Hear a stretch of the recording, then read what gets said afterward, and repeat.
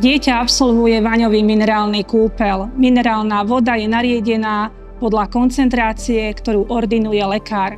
Dĺžka trvania kúpeľa závisí od veku dieťaťa. Po vaňovom kúpeli nasleduje suchý zábal. Vaňový kúpeľ je základnou procedúrou, ktorú dieťa absolvuje 6-krát do týždňa.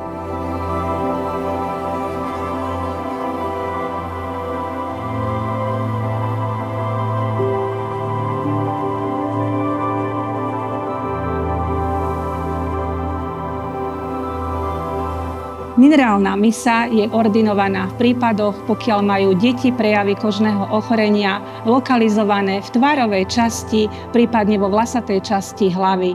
Koncentrácia minerálov je silnejšia ako pri vaňovom minerálnom kúpeli.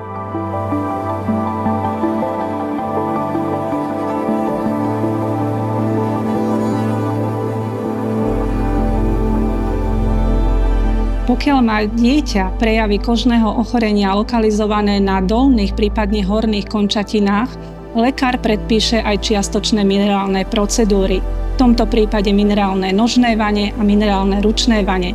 Koncentrácia minerálnej vody pri týchto procedúrach je taká silná, že by to pacient nezvládol v celkovom vaňovom kúpeli.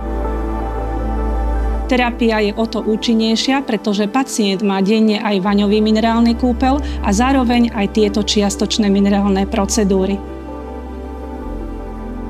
Po uplynutí času procedúry je presne vidieť ohraničenie, pokiaľ siahala minerálna voda, ktorá spôsobila prekrvenie.